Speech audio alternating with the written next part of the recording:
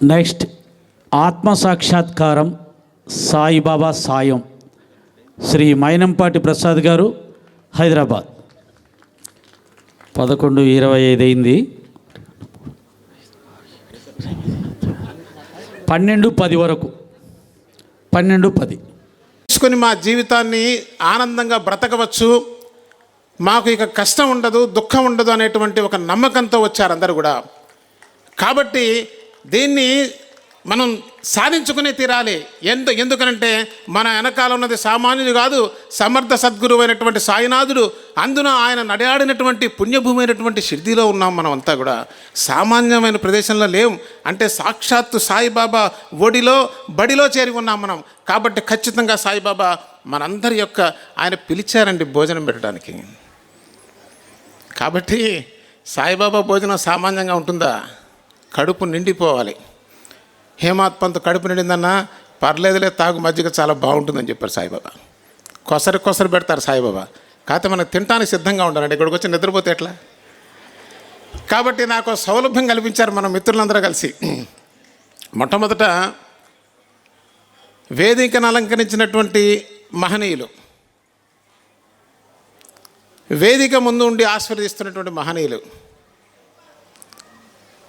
మొక్కవోని ప్రయత్నంతో ఎవరైనా ఏదైనా సాధించవచ్చు అని ప్రత్యక్షంగా మన ముందు నిలబడినటువంటి నరసింహారావు గారండి. నాకు నిజంగా ఇది అత్యంత ఆశ్చర్యం. నేను నమ్మలేకపోతున్నా ఇప్పటికి కూడా. ఏమి సాయిబాబా నరసింహారావు గారు అంటే నేను చూస్తుంటాను. ఎప్పుడన్నా సత్సంగాలు వెళ్ళినది మా మూల నుండి కాసేపు నమస్కారం పెట్టుకుని ఇద్దరు దంపతులు కూడా వచ్చి వెళ్ళిపోతారు. కానీ అసలు ఈ వ్యక్తి ఇంతమందిని కదిలించటం అంటే అది సాయినాథుని యొక్క పరిపూర్ణమైనటువంటి కృపా విశేషం తప్ప మరొకటి కాదు. అంటే సాయిబాబా అనుగ్రహం వర్షిస్తే అది ఏదైనా చేయగలదు అనేటువంటిది మనకు సుస్పష్టంగా మన కళ్ళ ముందు మనకు కనిపిస్తూ ఉంది. ఇక్కడ ఈ వచ్చే ముందు శంఖనాదాలు ఏమి ఆనందం అండి, ఏమి ఆనందం. సాయిబాబా పాంచజన్యాన్ని పూరిస్తున్నారు, విజయ శంఖారావాన్ని పూజిస్తున్నారు. బిడ్డల్లారా, మీకు నేను ఉన్నాను రా, మీరు భయపడవలసిన అవసరం లేదు. మీ చుట్టూ అంతా కూడా నేను వ్యాపించి ఉన్నాను. మిమ్మల్ని ఆనంద డోలికల్లో నేను ఉంచుతాను తప్పకుండా. చివరికి నాలోనే ఐక్యమైపోతాను నాన్న. దేనికి మీరు కష్టపడవలసిన అవసరం? అయితే ఇప్పుడు పెద్ద కష్టం వచ్చింది. ఇచ్చిన అంశం ఏంటంటే ఆత్మ సాక్షాత్కారం. ఇది పగ తీర్చుకోవటమేమో అనిపిస్తుంది. కానీ వీళ్ళకేమో సత్సంగము, కథలు చెప్పటం ఇది బాగుంది. ఆత్మ సాక్షాత్కారం, సాయిబాబా సహాయం, ఇది అల్టిమేట్ అనమాట. ఇక ఏం పర్వాలేదు, చెప్పేది సాయిబాబా కదా, మనకేం భయం. అయితే ఒక యథార్థమైన సంఘటన పంచుకోవాలనిపిస్తుంది. చాలా ఆనందంతో ఉంది హృదయం అంతా కూడా. చెప్పలేని ఆనందం ఉంది. ఎందుకో తెలుసా? ముందు మీరున్నారు, నా వెనకాలే మా బంధువులు ఉన్నారు, సాయి బంధువులంతా. అటు ఇటు సాయిబాబా కూర్చొని ఉన్నారు. యథార్థమైనటువంటి సంఘటన, యథార్థము, సత్యము, సైంటిఫిక్ కాన్ఫిడెన్స్ అనుకున్నాం కదా. సుమారుగా 35 సంవత్సరాల క్రితం అండి, నాకు సాక్షాత్తు సాయిబాబా స్వరూపమైనటువంటి మాతృశ్రీ చుండూరు కామేశ్వరమ్మ గారు, పూలమ్మ గారు, వారి పాద పద్మములే బ్రహ్మ విష్ణు మహేశ్వర స్వరూపం. నాకు ఆమె సాక్షాత్తు నడయాడే సాయిబాబా స్వరూపం. వారి సన్నిధిలో మచిలీపట్నంలో ఉండటం జరిగింది. వయసు చాలా చిన్న వయసు, 15, 16, 17 ఏళ్ళు, 20 ఏళ్ళు లోపే ఉంటాయి సుమారుగా నాకు గుర్తున్నంత వరకు. ఆ చుట్టుపక్కల వస్తున్నారు భక్తులు, ఎవరో వస్తున్నారు. ఒక ఆయన వచ్చాడు జరజరామని. వచ్చి అమ్మ భగవంతుడు ఉన్నాడా? ఉంటే ఎలా ఉంటాడు? ఉంటే నాకు చూపిస్తావా అని ఈయన ఒక 2-3 ప్రశ్నలు సంధించాడు అమ్మగారికి. ఆ అమ్మగారు ఒక క్షణం ఆగి నవ్వి, ఒరే నాయన, అవి ఏమి నాకు పెద్ద తెలియదురా, వీడిని అడుగు, వీడు చెప్తాడని నేను పక్కనే కూర్చున్నాను. నేను నన్ను చూపించారు సాయి. అట్లాగే నవ్వుకున్నాం మేమందరం. పక్కున నవ్వు వచ్చింది. ఏమిటి వీడి బుడతడు, వీడేమిటి అంటే అమ్మగారు హాస్యం చేస్తున్నారు. సాయిబాబా హాస్యప్రియులు, అట్లాగే అమ్మగారు కూడా అప్పుడప్పుడు సునిశ్చితమైన హాస్యం చేస్తారు. మరలా 35 సంవత్సరాల తర్వాత సాయిబాబా స్వయంగా నడయాడినటువంటి భూమిలో, షిరిడీలో, నాన్న నువ్వు ఆత్మ సాక్షాత్కారం గురించి చెప్పాలరా అంటే ఎంత అద్భుతమైన విషయం అండి. ఆ మహాత్మురాలు ఈ మహాత్ముడి యొక్క హృదయం ఏకం కాదా? దైవం గురించి చెప్పమని అమ్మ చెప్పటం, సాయిబాబా నా గడ్డ మీద నిలబడి ఆత్మ సాక్షాత్కారం గురించి మాట్లాడినా అంటే నేను తట్టుకోగలనా? ఏం పర్వాలేదు, వాళ్ళు ఒళ్ళో పడుకున్నప్పుడు శుభ్రంగా తట్టుకుంటాం, మనకేం బాధ ఉంటుందండి. కాబట్టి ఆత్మ విద్య, బ్రహ్మ విద్య, ఆత్మ సాక్షాత్కారం, ఈ పదాలు వింటాం మనం చాలా కదా. వినంగానే ఏమనిపిస్తుంది? అబ్బా ఇది మన సెక్షన్ కాదులే అబ్బా అనిపిస్తుంది. అవునా కదా? ఆత్మ సాక్షాత్కారం ఎంతమందికి కావాలండి? మనసా వాచాకరం అనేది science, truth.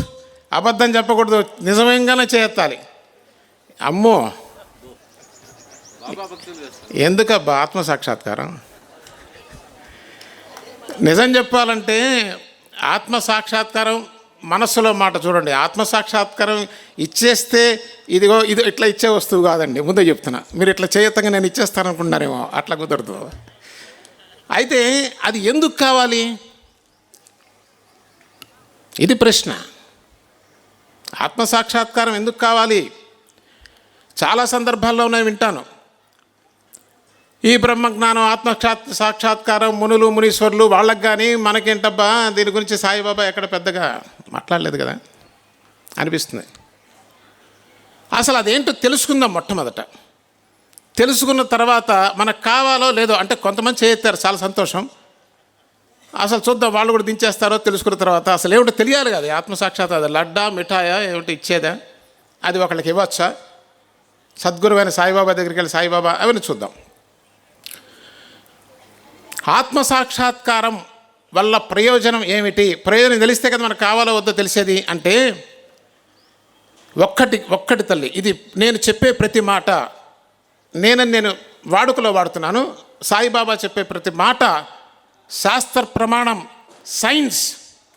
No questions. Questions can be there, all questions can be answered with proof. That is called science. అర్థమవుతుంది కదండి?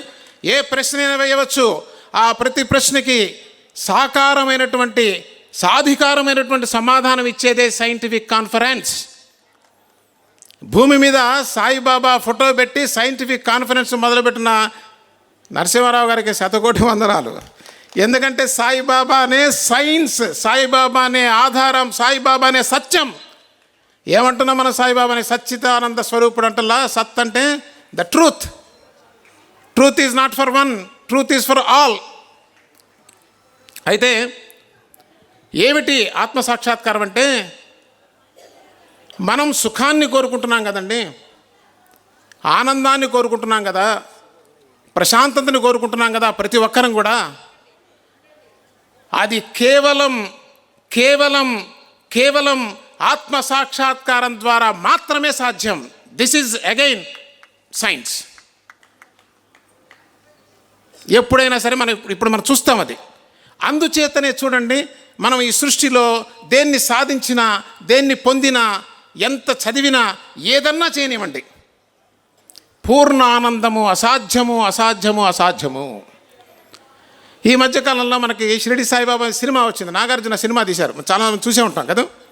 ఆ సినిమాలో నానావళి టకటక ప్రశ్నలు అడుగుతుంటాడు సాయిబాబాని. ఒక ప్రశ్న అడుగుతాడు, బాబా మనశ్శాంతి లభించేది ఎప్పుడు అనగానే నాగార్జున పోయినప్పుడు అని చెప్పాడు. ఓరు నిధు పదగా అనుకున్నాను. పోయినప్పుడు వస్తే రాకపోతే ఎవరా నాయన అంటే పాప రైటర్కి తెలియాలి కదా. ఆ రైటర్ అటు రాశాడు. వాడు సాయి సచ్చరిత్ర చదివి ఉన్నాడు. చదివి ఉంటే చెప్పేవాడు, ఆత్మ సాక్షాత్కారం ఎప్పుడు కలుగుతుందో అప్పుడు పూర్ణమైనటువంటి శాంతి, ఆనందము సాధ్యము. రెండవది భౌతిక దేహంతో ఉన్నప్పుడు ఇదండి. రెండవది మరణించిన తర్వాత, అంటే దేహము పడిపోయిన తర్వాత మోక్షము. బ్రతికుండంగా ఆనందము, మనశ్శాంతి, దివ్యమైన జీవితము సాకారం చేస్తుంది ఆత్మజ్ఞానం.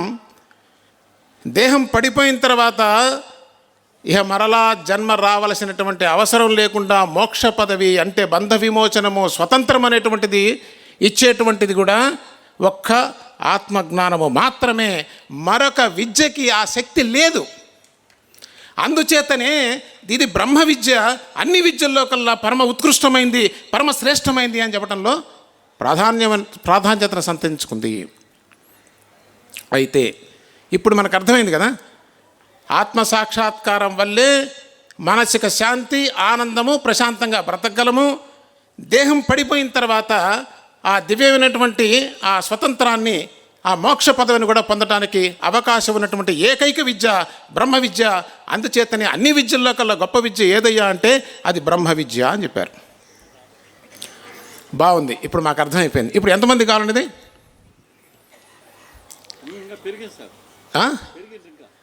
ఎవరికి సంతోషం అక్కర్లేదా? చేయించిన వాళ్ళకి. దీనివల్ల అందుకోసమే చూడండి, ఆత్మజ్ఞానము వినా అన్య మార్గము ద్వారా మనిషికి సుఖము, సౌఖ్యము లేదు, రాదు. ఇది మన అందరి జీవితంలో కనిపిస్తుంది, మన సృష్టిలో కూడా మనకి సుస్పష్టంగా కనిపిస్తుంది.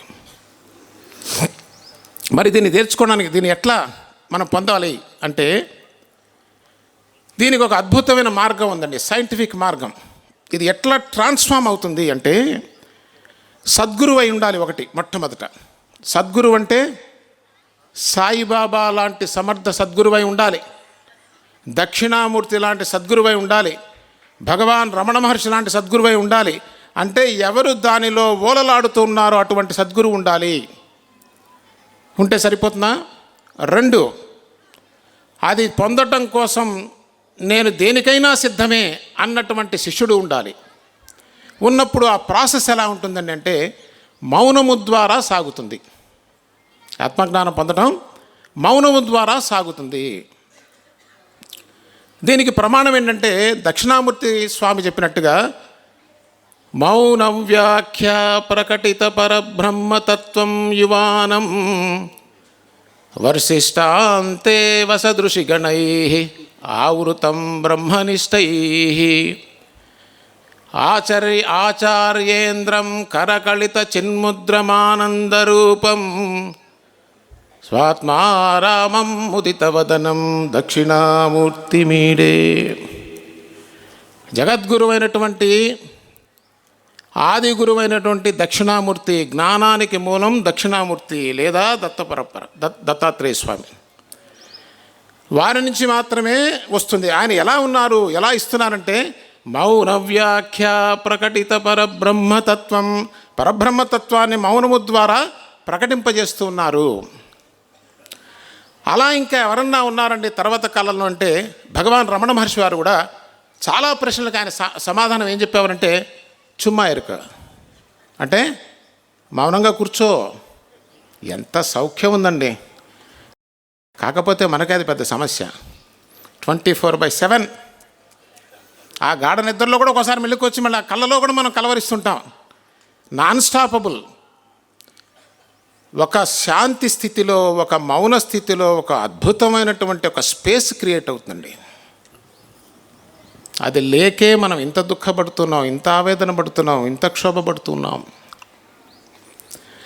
అలాగే సద్గురువైనటువంటి సాయిబాబా వారి దగ్గర కూడా ఎటువంటి బోధ లభించింది, ఎవరికి లభించిందంటే ఉపాసనీ బాబా అండి. నిజంగా సాయి సచ్చరిత్రలో ఒక అద్భుతమైన ఘట్టం ఉపాసనీ బాబా.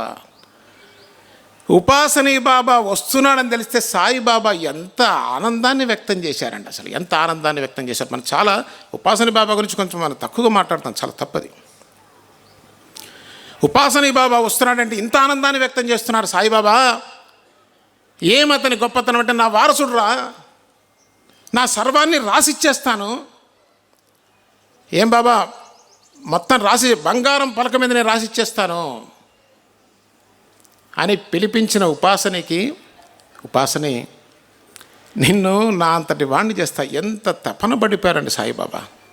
ఒక్క శిష్యుడు సరైన వాడు దొరికితే, గురువు యొక్క లక్షణం ఇదండి. సద్గురువు యొక్క లక్షణం ఏంటంటే ఆయన గొప్పతనాన్ని ప్రదర్శించడానికి ఆయన ఎప్పుడు ప్రయత్నం చేయరండి. ఎవరన్నా ఆ లక్షణాలు కలిగి ఉండి వస్తారేమని ఎదురు చూస్తుంటాడు. ఎవడు ఒక్కడన్నా వస్తాడేమో. వస్తే తనంతటి వాణ్ణిగా చేయటం చాలా సంతోషం అండి. అంటే ఒక భార్యాభర్తలకి ఒక బిడ్డ కలిగితే ఎంత సంతోషం ఉంటుందో, ఒక సద్గురువుకి అటువంటి శిష్యుడు, అర్హుడైన శిష్యుడు అక్కడ కనిపిస్తే ఆ గురువుకు ఉండేటువంటి ఆనందం ఇంత అంతా కాదు. ఆ కారణం చేత సాయిబాబా ఎంతో సంతోషాన్ని వ్యక్తం చేసి ఉపాసని గడ్డం పట్టుకొని పిల్లాన్ని బతిలాన్నట్టు బతిలాడు. ఒక 4 సంవత్సరాలు ఉండవా ఖండోబా దేవాలయంలో? నిన్ను నా అంతటి వాణ్ణి చేస్తాను ఉపాసని, ఆ రోజున నా శ్యామా చేత ఈ ప్రపంచానికి ప్రకటింపజేస్తానని చెప్తున్నాడు సాయిబాబా. ఎంత అద్భుతమైన విషయం. సరే సాయిబాబా, నేను ఏం చెయ్యాలి అక్కడ? ఏం చేయాలా? ఊగే మాగే మౌనంగా ఉండు నాన్న. ఎంత అద్భుతం అండి! ఈ మౌనం అనేటువంటిది అత్యద్భుతమైనటువంటి విషయం. అర్హుడైన సద్గురువు, అర్హుడైనటువంటి శిష్యుడు ఉన్నప్పుడు సహజ సిద్ధంగా మౌనం ప్రకటమవుతుంది. సరే, మనం ఇప్పుడు కూడా 45 నిమిషాలు మౌనంగా ఉందా? అంతే, అయిపోయింది ఉపన్యాసం. మౌనం కాదు, శాస్త్రం కనికరించిందండి. అంటే అది ట్రాన్స్ఫార్మ్ జరుగుతున్నప్పుడు ఆ స్థితికి వచ్చే వరకు. మరి ఆ స్థితికి రావాలంటే, ఆ స్థితికి రావడానికి శాస్త్రం కొన్ని మార్గాలను ఏర్పాటు చేసింది. ఆత్మసాక్షాత్కారం కలగాలి. నేను ఆత్మసాక్షాత్కారము, బ్రహ్మ విద్య, ఆత్మ విద్య అని చెప్తున్నప్పుడల్లా మీరు కన్ఫ్యూజ్ కాకండి, అన్నీ ఒకటే. వేరు వేరు పదాలు వాడతారు. ఎందుకంటే మీకు సంస్కృతంలో మీకు తెలుసు కదా, ఒక పదానికి ఒక 15-16 అర్థాలు ఉంటాయి. ఇవి మనం వాడవచ్చు, శాస్త్రం దానికి అంగీకరిస్తుంది. శాస్త్రం దగ్గరికి వచ్చినప్పుడు చెప్తుంది, ఆత్మ అంటే దానికి ఒక రకమైన డెఫినేషన్ ఇచ్చింది. దాన్ని సాక్షాత్కారం చేసుకోవాలి. చేసుకున్నప్పుడే మనం చెప్పినటువంటి దుఃఖరహితమైన జీవితం. సాయిబాబా ఏదైతే సచ్చరిత్రలో చెప్పారో, నీ చుట్టూ ఎన్ని రకాల కష్ట పరంపరలున్నా అంటే మనకు ఒక ఆలోచన వస్తుంది, ఏమంటే దుఃఖరహితం అంటే మాకు ఎటువంటి కష్టాలు ఉండవా అని. విషయం ఏంటంటే, నీ చుట్టూ ఎన్ని కష్టాలున్నా, ఎంతున్నా సరే, you are shield with that ఆనందం అండి. ఎంత బ్యూటిఫుల్ అది. నీవు దానితో పరివేష్టితుడివై ఉంటావు. శ్రీకృష్ణ పరమాత్మను తీసుకోండి, 100 మంది కుమారులు కళ్ళ ముందు కొట్టుకొని చచ్చిపోతుంటే ఆయన ఇంత కూడా చలించలా. రామచంద్రమూర్తికి వశిష్ఠుల వారు జ్ఞానబోధ చేసిన తర్వాత జీవితంలో ఎన్ని కష్టాలు వచ్చినాయి చూసాం, ఎక్కడ కూడా రామచంద్రమూర్తి చలించలా. అది సాయిబాబా చెప్తున్నది, అది సాయిబాబా. నీవు ఏ స్థితిలో ఉన్నా సరే, నీ చుట్టూ ఏదున్నా సరే, అది నీకు వినోదంగా ఉంటుంది, ఒక నాటకంగా ఉంటుంది. నువ్వు దాన్ని దర్శిస్తావు, సాక్షీభూతంగా జీవించేటువంటి స్థితి లభిస్తుంది నాన్న. అది సామాన్యమైన పదవి కాదురా, అది సాక్షాత్తు నా పదవే. ఆ ఆత్మకి మనకు ఒక డెఫినేషన్ ఇస్తారండి. అది నిత్యం, శుద్ధం, బుద్ధం, ముక్తం. ఇది శాస్త్రం చెప్తున్నటువంటి డెఫినేషన్. నిత్య, శుద్ధ, ముక్త స్వరూపం ఆత్మస్వరూపం అంటే అది ఒకప్పుడు ఉండదా అండి? ఎప్పుడు ఉంటుంది నాన్న? నిత్యం. శుద్ధంగా ఉంటుంది అంటే మలినం ఉండదు, చాలా క్రిస్టల్ క్లియర్గా ఉంటుంది. అదేమన్నా జడమా? కాదు. బుద్ధి కలిగి ఉంటుంది. దానికి ఏమన్నా బంధనాలు ఉంటాయా? లేదు, అసలు బంధనమే ఉండదు. ముక్తము. ఎంత అద్భుతం అండి! నిత్యము ఎప్పుడూ ఉంటుంది, శుద్ధము క్రిస్టల్ క్లియర్గా ఉంటుంది, బుద్ధము చాలా అద్భుతమైనటువంటి మేధాశక్తి కలిగి ఉంటుంది, ముక్తము దానికి బంధనమే లేదు. ఇది ఆత్మ యొక్క స్వరూపం చెప్తున్నారు. ఈ బుద్ధం ఉన్నప్పుడు మనకి 4 రకాల మహావాక్యాలు ఉన్నాయండి శాస్త్రంలో. 4ట్లో ఒక మహావాక్యం ప్రజ్ఞానం బ్రహ్మ అని చెప్తారు. మనం చాలామంది అడుగుతుంటారు, ఏమండి దేవుడు అంటే ఎవరండి, ఉన్నాడా, చూపిస్తారా? ఎందుకు, నీ కళ్ళ ముందే కనిపిస్తుంది, నువ్వు చూడపోతే నేనేం చేయను. శాస్త్రం చెప్పింది కృష్ణలీరుగా, నువ్వు వినపోతే ఎవరేం చేస్తారు? దర్శించిన మహాత్ములు సుస్పష్టంగా చెప్పారు. మీకు చూస్తారా ఇప్పుడు దేవుణ్ణి? క్షణం. ఏం చెప్తున్నది శాస్త్రం అంటే, ప్రజ్ఞానం బ్రహ్మ. ఎంత అద్భుతంగా చెప్పిందండి. ప్రకృష్టమైనటువంటి జ్ఞానమే బ్రహ్మ నాయన. దాని మీద చక్కగా చర్చ చేసి మనకి అత్యంత తేలికగా అర్థమయ్యే విధంగా మనకి తెలియజేసింది. అయితే దీన్ని పొందే అర్హతని సంపాదించటం, దాని మార్గం ఎట్లాగా చెప్తారా అంటే, మరలా శాస్త్రం దగ్గరికి వెళ్తాం. కృష్ణ యజుర్వేదంలో కఠశాఖ అని ఉంది. కఠశాఖలో ఒక అద్భుతమైన ఘట్టం ఉందండి, కఠోపనిషత్తు. మీలో చాలామందికి కూడా వినే ఉంటారు ఇంతకుముందు. కఠోపనిషత్తు సామాన్యమైనటువంటి ఉపనిషత్తు కాదండి. 1108 ఉపనిషత్తుల్లో 108 ఉపనిషత్తులకు వస్తే దానిలో 10 వచ్చినాయి ఇప్పటికీ. ఆదిశంకరాచార్య చెప్పారు, 10 కనుక చదివినట్లయితే నీకు సర్వము గోచరం అవుతుంది నాయన అని చెప్పారు. ఆ 10లో కూడా కఠోపనిషత్తు అత్యద్భుతమైనటువంటి ఉపనిషత్తు. ఎందుచేతనో తెలుసా అండి? భగవద్గీత అంటుంటామే మనం. భగవద్గీత మొత్తం కఠోపనిషత్తే. అంతేనా? దీన్ని ఎందుకు తీసుకున్నారంటే కఠోపనిషత్తుని అనుకోవచ్చు. సాయి సచ్చరిత్రలో 16, 17, 18, 19 అధ్యాయాలు మొత్తం కఠోపనిషత్తే. అంతేనా? సాయి సచ్చరిత్రలో ప్రతి అధ్యాయంలో కూడా సుమారుగా 50% పైగా ఉన్నది వేదాంతమే. వేదాంతమే వేదాంతమే వేదాంతం అంటే మన బ్రతుకుని బాగు చేసే బ్రహ్మ విద్య అండి. ఏదో కాలక్షేపం కోసం చెప్పుకునే విషయం కాదు. మీరు సాయి సచ్చరిత్ర అంటే మళ్ళీ ఏదనుకుంటున్నారో, హేమాడ్ పంత్ గారు రాసినటువంటి సాయి సచ్చరిత్ర, దాన్ని తెలుగులోకి యథాతథంగా అనువదించినటువంటి మణమ్మ గారు రాసినటువంటి సాయి సచ్చరిత్ర గురించి నేను మాట్లాడుతున్నాను. ఎందుచేతనంటే ఆ ఓవి టు ఓవి మీనింగ్ మనకి పోతే కష్టం అవుతుందండి. గురువు యొక్క బోధని మనం ప్రతి అమృత చుక్కని ఎట్లా ఒడిసి పట్టుకుంటామో, శ్రద్ధాళువైనటువంటి భక్తుడు ఖచ్చితంగా ఆ ఓవి టు ఓవి చదవవలసిందే. చదవటం కాదండి, సాయిబాబాకి సాష్టాంగ నమస్కారం చేసి, తండ్రి నీవు గనక చెప్పకపోతే నాకు అర్థమయ్యేది ఇందులో ఏమీ లేదు, అది సామాన్యమైనటువంటిది కాదు, సర్వశాస్త్ర సారం సాయి సచ్చరిత్ర, సర్వశాస్త్ర సారం సాయి సచ్చరిత్ర, దాన్ని చెప్పడం కోసం ఇప్పుడు చెప్తున్నా. కఠోపనిషత్తు సచ్చరిత్రలో అద్భుతంగా కనిపిస్తుంది. మన సమయాభావం ఉంది కాబట్టి క్లుప్తంగా నేను కఠోపనిషత్తును ఒకసారి టచ్ చేస్తానండి. అది చేయకపోతే మనకి హైందవ సంస్కృతిలో ప్రస్థానత్రయం అని ఉందండి. ఏంటది ప్రస్థానత్రయం? ఏంటో తెలుసా? బ్రహ్మసూత్రాలు, ఉపనిషత్తులు, భగవద్గీత. అద్భుతం, మహా అద్భుతం. బ్రహ్మసూత్రాలు చాలా హై లెవెల్లో ఉంటాయి. ఉపనిషత్తులు అవి కూడా చాలా హై లెవెల్లో ఉంటాయి. తేలికేం కాదు, ఉపనిషత్తులు అంత తేలిక అర్థం కాదండి. భగవద్గీత డైల్యూటెడ్ వర్షన్, అంటే మనకు అర్థమయ్యేటువంటి భాషలో ఉంటుంది. సాయి సచ్చరిత్ర అమ్మ గోరుముద్ద లాంటిది. క్వాలిటీలో క్వాంటిటీలో తేడా ఉండదు, పొటెన్సీలో ఏమాత్రం తక్కువ ఉండదు. మనం అర్థం చేసుకుని మనం జీర్ణం చేసుకోవటానికి వీలుగా ఉన్నటువంటి శాస్త్ర సారం సాయి సచ్చరిత్ర. కఠోపనిషత్తులో ఉద్దాలకుడు, అతని పేరు అసలు పేరు ఉద్దాలకుడు, అతను అన్నదానాలు చేస్తున్నట్టు చేత వాజస్రవసుడు అని పేరు వచ్చింది. చాలా జాగ్రత్తగా ఉన్న మన జీవితానికి కావాల్సిన మార్గం ఇది. అతని పేరు వాజస్రవసుడు అంటారు. అతని భార్య పేరు విశ్వవర. వాళ్ళిద్దరికీ ఒక కుమారుడు ఉన్నాడు, నచికేతుడు. ఈ నచికేతుడు చిన్నపిల్లవాడు. ఈ వాజస్రవసుడు యజ్ఞాలు చేసే అలవాటు ఉంది కాబట్టి ఒక యజ్ఞం చేస్తాడు. ఉత్తమ లోకాలు, బ్రహ్మలోకం, స్వర్గలోకం కావాలని. అవి చేసిన తర్వాత ఆ యజ్ఞంలో భాగంగా ఆయన దగ్గర ఉన్నవన్నీ దానం చేసేయాలి. ఇది చాలా చాలా చాలా ఇంపార్టెంట్ పాయింట్ అండి. అన్నీ దానం చేయాలి. ఆ యజ్ఞంలో భాగంగా అన్నీ దానం చేయాలి. ఆ దానం చేసేటువంటి మార్గంలో ఏమైందంటే, ఈయన ఎందుకు పనికిమాలిన గోవుల్ని, ఒట్టిపోయినటువంటి గోవులంతా కూడా దానం చేస్తున్నాడు. ఇది చూశాడు నచికేతుడు. అయ్యయ్యో, మా నాన్నగారు ఇటువంటి దానం చేస్తున్నాడే, రావలసిన ఫలితం రాదే. నేను ఉత్తముల్లో ఉత్తముడిని కాకపోయినా అధముల్లో అధముడిని కూడా కాదు, మధ్యస్థుణ్ణి. నేను బాలుణ్ణి కాబట్టి నేను ఆయన ఆస్తినే కదా, నన్ను కూడా ఆయన ఎవరికైనా దానం ఇస్తే ఆయనకి ఉత్తమ గతి లభిస్తుంది, తండ్రి రుణం తీర్చుకున్నవాడిని అవుతాను అని గబగబా వెళ్ళి, నాన్నగారు నన్ను ఎవరికి దానం ఇస్తున్నారు అన్నాడు. ఆయన విసుగుపుట్టింది. నిన్ను దానం వినబెట్టినరా అని ఆయన సమాధానం చెప్పడు. 2 సార్లు 3 సార్లు వెళ్ళి, నాన్నగారు నన్ను ఎవరికి దానం ఇస్తున్నారు, ఇది ఎవరికి దానం ఇస్తున్నారు, విసుగు పుట్టిపోతుంది.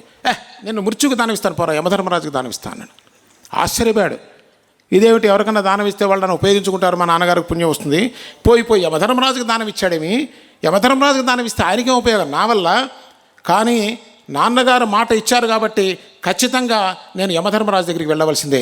ఇది పాయింట్ నెంబర్ 2. ఇచ్చిన మాటను నిలబెట్టుకోవడం బ్రాహ్మణు యొక్క లక్షణం. బ్రాహ్మణుడు అంటే కర్మతః కాదండి, గుణతః బ్రాహ్మణుడు. గుర్తుపెట్టుకోండి. సాయిబాబా సద్బ్రాహ్మణుడు అంటే చాలామంది కన్ఫ్యూజ్ అయిపోయారు, ఈయన బ్రాహ్మణ మతం అంటగడుతున్నాడని. కావాలని ఆ పేరు పెట్టాను, వాస్తవం కాబట్టి ఆ పేరు పెట్టాను. బ్రాహ్మణుని యొక్క లక్షణం, యజ్ఞం చేసేవాడి లక్షణం సర్వాన్ని త్యాగం చేయటం. 2, ఇచ్చిన మాటని నిలబెట్టుకోవటం. మా నాన్నగారు చెప్పారు కాబట్టి వెళ్ళిపోయాడు యమధర్మరాజు దగ్గరికి. వెళ్ళేసరికి యమధర్మరాజు గారు బ్రహ్మగారితో మీటింగ్లో ఉన్నారు. ఆయన లేరు ఇంట్లో. చెప్పారు, వెయిట్ చేస్తున్నాడు. 1 రోజు, 2 రోజులు, 3 రోజులు అయిపోయింది. బ్రహ్మగారు వచ్చారు. రాగానే, ఏమండి మీ గురించి ఒక బాలుడు వచ్చాడు, వెయిట్ చేస్తున్నాడు అని చెప్పారు. అయ్యయ్యో, పిలవండి అని చెప్పాడు. ఆ బాలుడు పస్తు కూడా ఉన్నాడు మీకోసం, ఏం తినకుండా వెయిట్ చేస్తున్నాడు మీకోసం అంటే, అయ్యయ్యో బ్రాహ్మణ బాలుడిని పస్తు పెట్టానా, అందుట్లో ఆ పిల్లాడిని చూస్తేనేమో ఈ బ్రహ్మ తేజస్తో వెలిగిపోతున్నాడు, అగ్ని సమానుడే వెలిగిపోతున్నాడు. పిలిచి ఆ పిల్లవాడికి నమస్కరిస్తాడు యమధర్మరాజు. అయ్యా, మీరు బ్రాహ్మణ బాలుడు, నా ఇంట్లో మీరు 3 రోజులు ఉపవాసం ఉన్నారు, దీనికి ప్రాయశ్చిత్తంగా మీకు నేను నమస్కరిస్తూ మీకు 3 వరాలు ఇస్తున్నానని చెప్పారు. ఆ పిల్లవాడు నవ్వి, యమధర్మరాజా నమస్కారం. మొట్టమొదటి వరం, నేను ఇంటికి వెళ్ళంగానే మా నాన్న ఎప్పుడులాగా నన్ను ప్రేమగా దగ్గరికి తీసుకోవాలి. అదెంత పని, తప్పకుండా నేను ప్రేమిస్తాను నాయన. రెండో వరం, యమధర్మరాజా మీకు మాత్రమే తెలిసినటువంటి ఒక విద్య ఉన్నది. ఆ అగ్ని విద్య ద్వారా మనం స్వర్గలోకానికి వెళ్ళొచ్చు కదా. ఆ స్వర్గలోకంలో ఎటువంటి దుఃఖాలు ఉండవు, బాధలు ఉండవు, ఎటువంటి రోగాలు ఉండవు. మనసు ప్రశాంతంగా ఆనందంగా ఎంతకాలమైనా యవనంలోనే ఉంటారట, అంత ఆనందమే ఉంటుందట, దుఃఖం ఉండదట. ఆ విద్యను నాకు నేర్పిస్తారా? దాని ఎంత పని చెప్తాను నాయన, నీకు వరం ఇచ్చానుగా అని ఆ విద్యనంతా నేర్పిస్తాడు. ఇట్లా యజ్ఞకార్యం చేసినట్టయితే నువ్వు స్వర్గానికి పోతావు. చెప్పంగానే ఈ పిల్లవాడు మళ్ళీ అదంతా కూడా తిరగదిప్పి అప్పచెప్తాడు యమధర్మరాజుకి. దీని లోపల ఏమైనా తప్పు ఉందేమో చూడండి అని. దానికి చాలా మురిసిపోతాడు. యమధర్మరాజు మురిసిపోయి, ఏమి నిష్ట నాయన అనేది పసిపాడులవైనా ఒక్కసారి చెప్పంగానే అర్థం చేసుకున్నావు, మరలా తప్పు ఉందేమో, ఇదండి విద్యార్థి యొక్క లక్షణం. ఎక్కడన్నా తప్పు ఉందేమో అని గురువుగారికి మళ్ళీ అప్పచెప్పి నువ్వు నీ కరెక్షన్స్ చేసుకుంటున్నావు, చాలా కరెక్ట్గా చెప్పావు, నేను చాలా ఆనందించాను, నువ్వు అడగకుండానే ఆశీర్వదిస్తున్నా. ఈ అగ్ని పేరు నచికేత అగ్ని, నీ పేరు మీదే వర్ధిల్లుతుంది నాయన. సరే, 3వ ప్రశ్న, అసలు ఘట్టం వస్తున్నది. యమధర్మరాజా 3వ ప్రశ్న అడుగుతున్నాను. మా లోకంలో అందరూ చచ్చిపోతున్నారు. ధనవంతుడు లేడు, విద్యావంతుడు లేడు, వాడు లేడు, వీళ్ళు లేడు, ప్రతివాడు చచ్చిపోతున్నాడు. ఈ చచ్చిపోయిన వాళ్ళంతా కూడా ఎక్కడికి వెళ్తున్నారో తెలియట్లేదు యమధర్మరాజా. కొంతమంది ఏమో వారికేమో మరలా జన్మ ఉందంటున్నారు, కొంతమంది ఏమో ఇక్కడతో ఆఖరని చెప్తున్నారు. దీని యొక్క రహస్యం నాకు చెప్పవలసింది. యమధర్మరాజు ఉలిక్కిపడ్డాడు. ఓరి బుడతడా, ఈ ప్రశ్న అడిగావా? ఇది ఏమిటో తెలుసా? నువ్వు అసలు ఏమడిగావో నీకు తెలుసా? ఇది అత్యంత రహస్యమైన విద్య, అత్యంత పరమ ఉత్కృష్టమైన విద్య. ఈ విషయం పట్ల దేవతలకే సరైనటువంటి అవగాహన లేదు నాన్న. అయినా పోయిన తర్వాత ఏమవుతుందో నీకెందుకు? చాలా చిన్నపిల్లవాడివి, చక్కగా మీ నాన్న దగ్గరికి వెళ్ళు, నీకు మంచి ఆరోగ్యం ఇస్తాను, మంచి ఐశ్వర్యం ఇస్తాను, మంచి ధనాన్ని ఇస్తాను, ఏ మానవుడు ఊహించలేనటువంటి స్వర్గ సమానమైనటువంటి అంతా కూడా నీకు ఏర్పాటు చేస్తాను, అవి ఆనందించు. పోయిన తర్వాత నువ్వేం చేస్తావు? నేను దాని గురించి పెద్ద విషయం ఏముందిలే. అయినా ఇది అంత తేలికైన విషయం కాదు. ఇది కాకుండా దీంతో సమానమైనటువంటి ఏ కోరికైనా కోరుకో, నేను తీరుస్తా, కాదంటలేదు. కానీ దీనివల్ల ఏమిటి ఉపయోగం నీకు? అప్పుడు అన్నారు, జాగ్రత్తగా వినండి. అప్పుడు నచికేతుడు అంటున్నాడు, గురుదేవా నమో నమః. ఏం మారిపోయిందండి భాష. యమధర్మరాజా అని సంబోధించినటువంటి నచికేతుడు అప్పుడు యమధర్మరాజుని గురుదేవా నమో నమః, మీరే అంటున్నారు, దేవతలకు కూడా తెలియదంటున్నారు, అత్యంత దుర్లభమైందంటున్నారు, అత్యంత గొప్పదంటున్నారు, అత్యంత కఠినమైందంటున్నారు. మీరు తప్ప నాకు గురువు ఎవరు దొరుకుతారు? ఈ విద్యని నాకు ఎవరు చెప్పగలరు? మీరే చెప్పాలి. పైగా మీరే అన్నారుగా దీనికి సమానమైన కోరికని, మీకు తెలియదా? దీంతో సరిసమానమైన కోరిక ఇంకోటి ఉన్నదా? మీరు ఏది ఇచ్చినా కూడా నశ్వరమే కదా, నశించిపోయేదే కదా, ఒకనాటికి ముగిసిపోయేదే కదా. దానివల్ల ఏం ప్రయోజనం ఉంది? మళ్ళీ నేను ఇక్కడికి రావాల్సిందే కదా. కాబట్టి నేను అడిగిన కోరికతో సమానమైన కోరిక ఏమీ లేదు. కాబట్టి దీన్నే మీరు అనుగ్రహించండి గురుదేవా అని నమస్కరిస్తాడు. యమధర్మరాజు అంటున్నారు, ఎంత ముచ్చటేస్తుంది నాన్న నిన్ను చూస్తే. నువ్వు గురుదేవుడు దొరకలేదంటున్నావే, నీలాంటి శిష్యుడు అసలు ఎక్కడన్నా దొరుకుతాడా నాకు? నేను ఏదన్నా బోధించాలన్నా కూడా నేను ఇక్కడ సాయిబాబా కనిపించట్లే మనకి, ఉపాసని బాబా వస్తే, నీలాంటి శిష్యుడు ఎక్కడైనా దొరుకుతాడా అసలు? నాకు కూడా చాలా ముచ్చటగా ఉంది. నేను తప్పక నీకు దాన్ని బోధిస్తాను, శ్రద్ధాభక్తులతో విను అని చెప్తున్నాడు. నాన్న జాగ్రత్తగా విను. సంక్షిప్తంగా చెప్తానండి. పుట్టిన ప్రతి మనిషికి 2 అవకాశాలు, 2 మార్గాలు కనిపిస్తూనే ఉన్నాయి నాయన. దీని లోపల ధనం ఉన్నవాడు కానీ ధనం లేనివాడు కానీ ఎటువంటి క్వాలిఫికేషన్స్తో సంబంధం లేకుండా జన్మించిన ప్రతి మనిషికి 2 అవకాశాలు కనిపిస్తూనే ఉన్నాయి. ఒక మార్గము ప్రేయో మార్గము. ప్రియమైనటువంటిది. రెండవది శ్రేయ మార్గము, నీకు శ్రేయస్సు కలిగించేది. ఈ ప్రియమైనటువంటి మార్గంలో మనం సహజంగా చూసేటువంటి సౌఖ్యాలు అన్నీ కూడా ఉంటాయి. అయితే ఈ ప్రియమైన మార్గంలో మొదట చాలా ఆనందంగా ఉంటుంది. చాలా కాదు, మిమ్మల్ని ఉత్సాహపరచడా చెప్తున్నా, కొంచెం ఆనందంగా ఉంటుంది. తర్వాతదంతా కూడా దుఃఖం, చాలా దుఃఖంగా ఉంటుంది. దీన్ని ఆదిశంకర్లు కూడా చెప్పారు, సుఖమల్పం బహుక్లేశ. ఇంత మొదట ఆనందం వస్తుంది, అంతా కష్టమేరా నాన్న. ఈ శ్రేయ మార్గం ఉందే, మొట్టమొదట కొద్దిగా ఇబ్బంది అనిపిస్తుంది, కష్టం అనిపిస్తుంది. అది కూడా ఎందుకో తెలుసా, నీకున్న కండిషన్ వల్ల, అంటే ఇప్పటి వరకు నువ్వు జీవించిన జీవన విధానం వల్ల మార్చుకోవడానికి కొద్దిగా కష్టం అనిపిస్తుంది.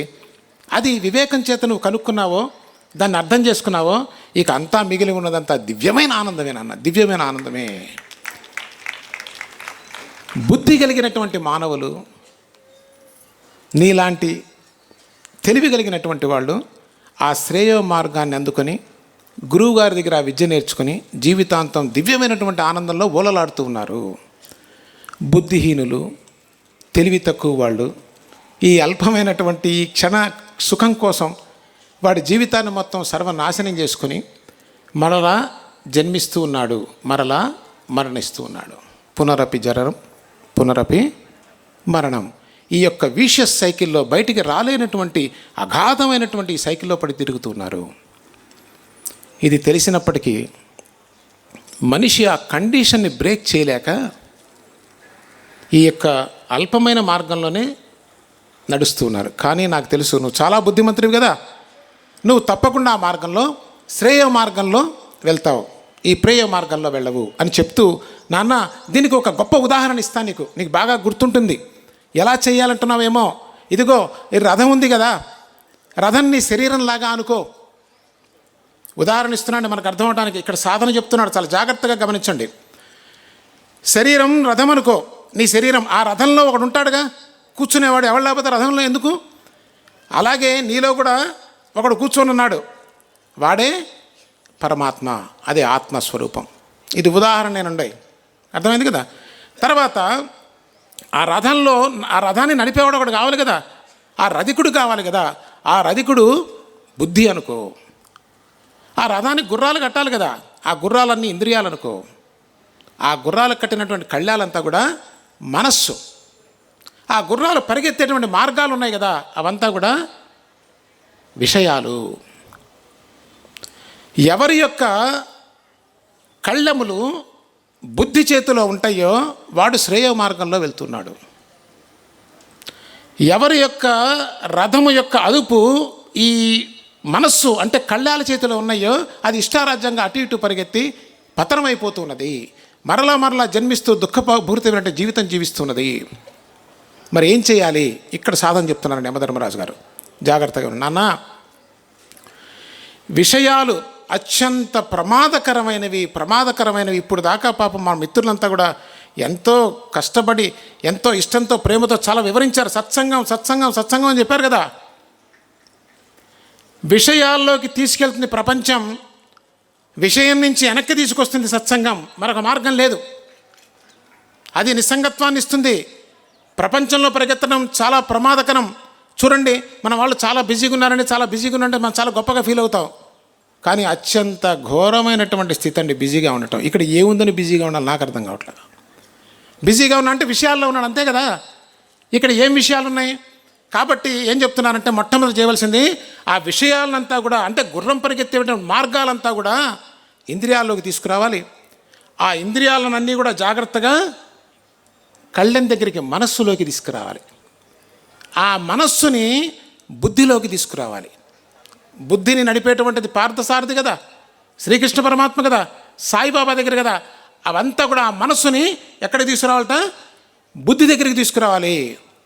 ఆ బుద్ధి సాయిబాబా అనంతతత్వమైనటువంటి ఆత్మస్వరూపమైనటువంటి పరమాత్మలో లయం చేస్తుంది అని చెప్తున్నారు సాయిబాబా. ఎంత అద్భుతమైన సాధన చెప్తున్నారు. ఇది కూడా మనకు సచ్చరిత్రలో కనిపిస్తుంది. కాబట్టి ఉపనిషత్తు అయినటువంటి కఠోపనిషత్తుకి సాయి సచ్చరిత్రకి ఎక్కడ భేదం ఉంది?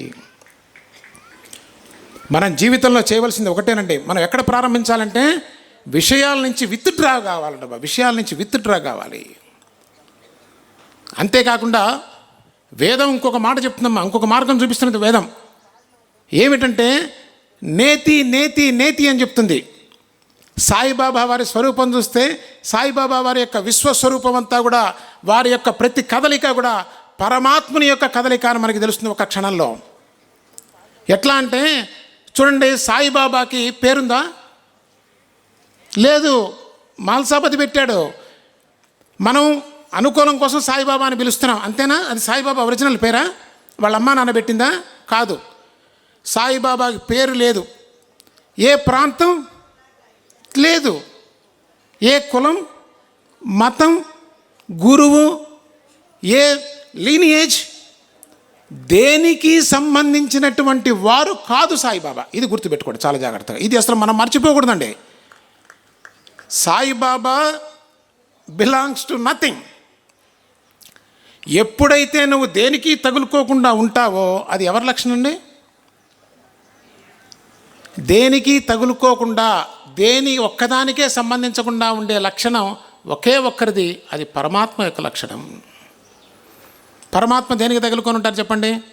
ఆయన కులం ఏంటి, ఆయన పేరేంటి? మరి పరమాత్మ అంటున్నాం, ఏదో పేరు చెప్పాలి కాబట్టి పరమాత్మ అంటున్నాం, అది ఆయన పేరా? దేనికి సంబంధించినా సరే ఒక ప్రమాదం ఉందండి ఇక్కడ. మీరు అడగచ్చు, ఏమిటండి మేము ఫలానా దానికి సంబంధిస్తే ఏమిటి నష్టం అంటారేమో. ఒక దానికి మీరు సంబంధించారు అంటే తద్భిన్నమైన వాటిని మీరు ఖచ్చితంగా సమానంగా చూడలేరు.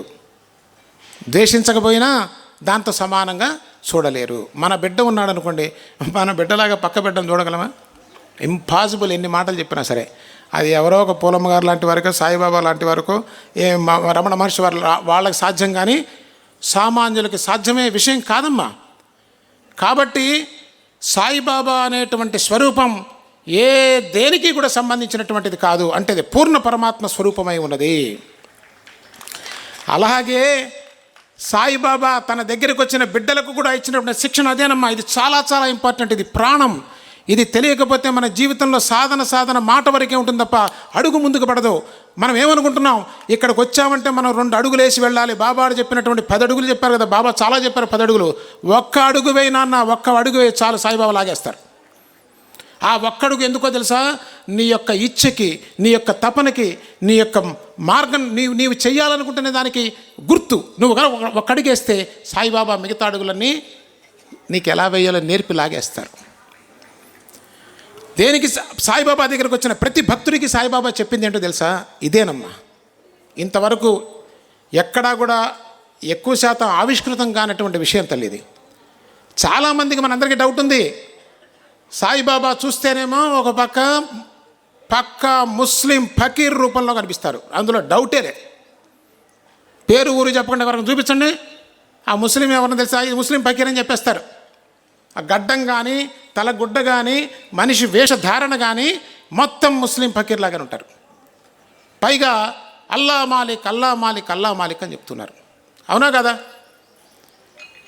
మరి ఒక పక్క చూస్తే పూర్ణంగా హైందవ సాంప్రదాయంలో పరాకాష్ఠ స్థితిలో ఉన్న వాళ్ళు ఆచరించేవి మొత్తం ఆచరిస్తున్నారు. ఇదండి జనాలు అల్లాడిపోతున్నారు. అసలు అర్థం కావట్లేదు ఎవరికి. 170 సంవత్సరాలైనా సాయిబాబా కనిపించి. మరి అయితే హిందువులు చాలామంది వెళ్ళారు కదా అంటామేమో. జనరల్గా వాస్తవంగా హిందువుల మైండ్ సెట్ ఎలా ఉంటుందో చెప్తాను చూడండి. మనకి జనరల్గా మనం దేనిని యాక్సెప్ట్ చేస్తామండి, మనం రిజెక్ట్ చేయము తొందరగా. అలా యాక్సెప్ట్ చేశాం కాబట్టే అనేక మతాల వాళ్ళు భారతదేశం మీద దండెత్తేటువంటి అవకాశం లభించింది. అలా యాక్సెప్ట్ చేయని వాళ్ళమైతే ఇంత దుర్గతి మనకు పట్టేటువంటి విషయం కాదు. ఎలాగైతే అది మన హైందువుల్లో ఉంది. మనకేంటంటే అకామిడేటివ్ మెంటాలిటీ. జనరల్గా ఎక్కడి నుంచి వచ్చింది అకామిడేటివ్ మెంటాలిటీ?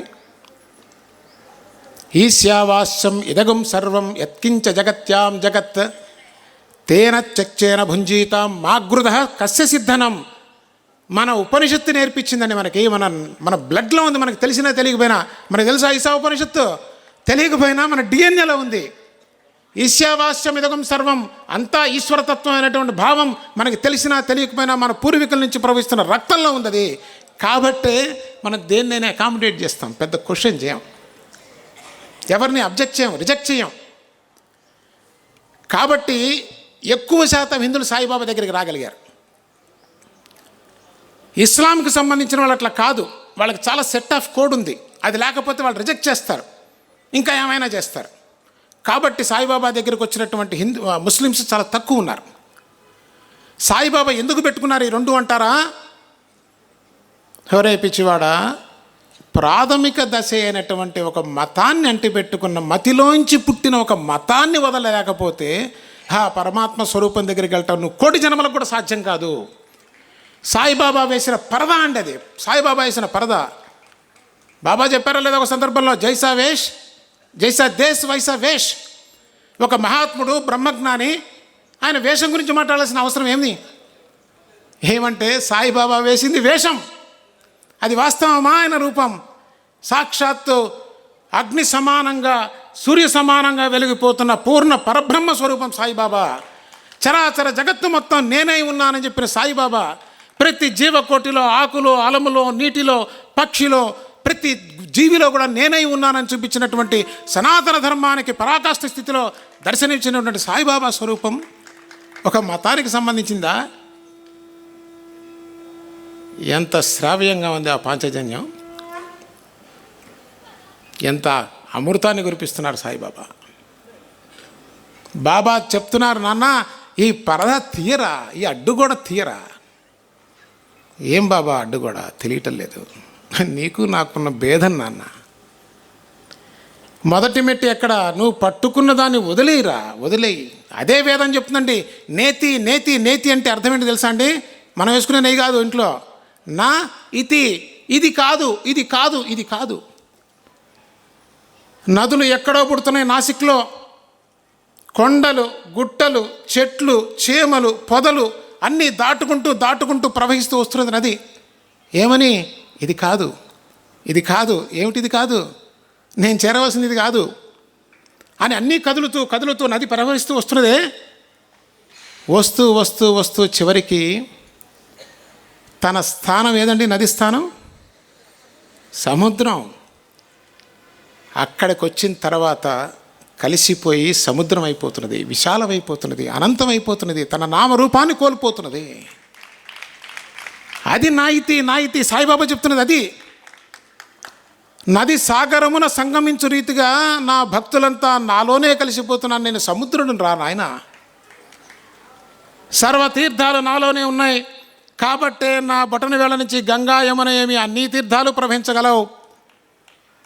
దర్శించలేరా?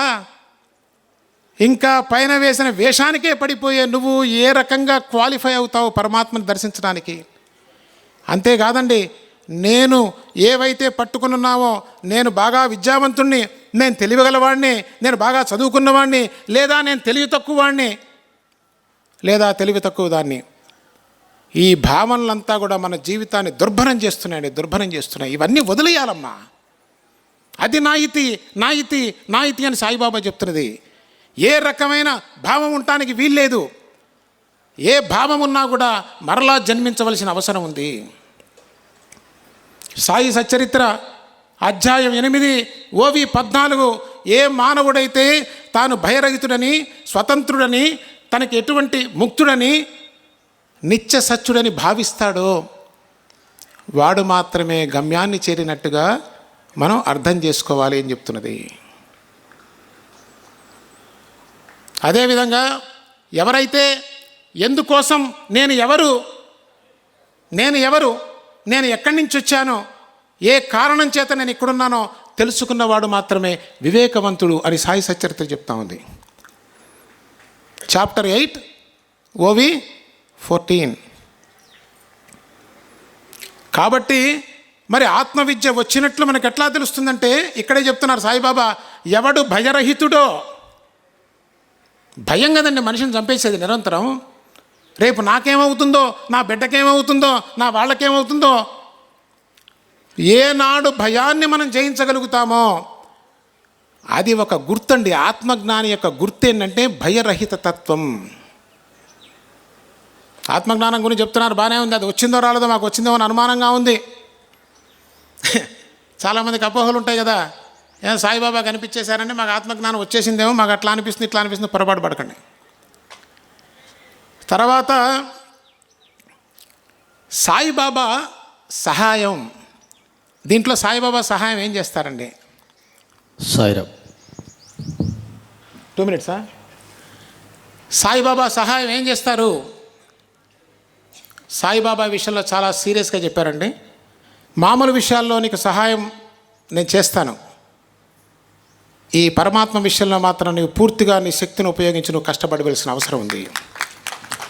మన వాళ్ళు 2 నిమిషాలు ఉన్నారు కాబట్టి చాలా ఇంపార్టెంట్ పాయింట్స్ నేను చెప్తాను, జాగ్రత్త గుర్తుపెట్టుకోండి.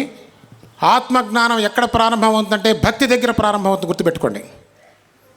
భక్తి లేకుండా ఆత్మజ్ఞానం సాధ్యం కాదు.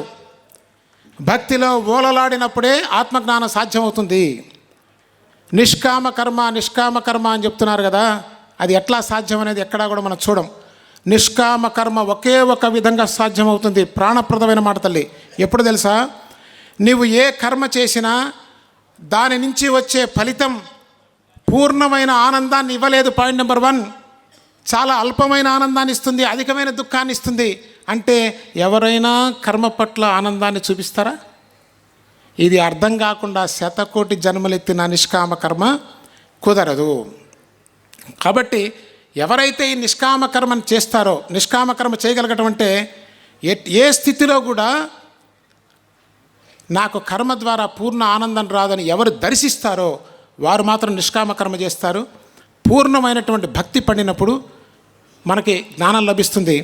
అయితే ఒక 2 minutes కానీ బారో 2 minutes, ఎందుకంటే 2 నిమిషాలు ఈ విషయం చెప్పకుండా వెళ్తే నాకు మనశ్శాంతి ఉండదు. సాయి సచ్చరిత్ర 19వ అధ్యాయంలో జ్ఞానము భక్తి గురించి చెప్తారండి.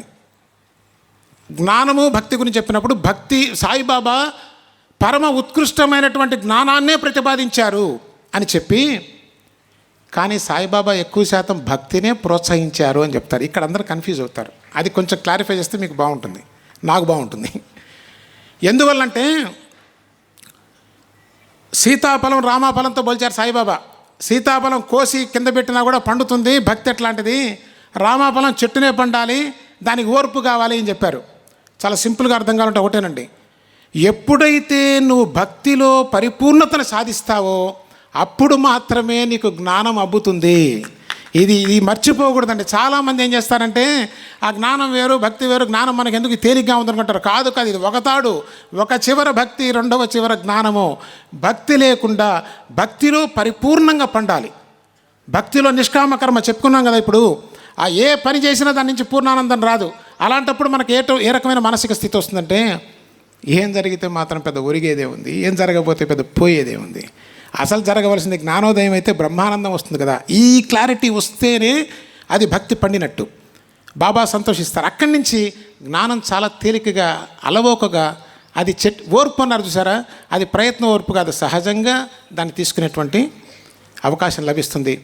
ఈ అవకాశం ఇచ్చినటువంటి సద్గురు సాయినాథుల వారికి, వారి స్వరూపమైనటువంటి నరసింహారావు గారికి, మా మిత్రులైనటువంటి జడ్జెస్కి, మీ అందరికీ నమస్కరిస్తూ సద్గురు సాయినాథ్ మహారాజ్ కి బోలో, సాయినాథ్ మహారాజ్ కి జై, బోలో సాయినాథ్ మహారాజ్ కి జై. జై సాయినాథ్.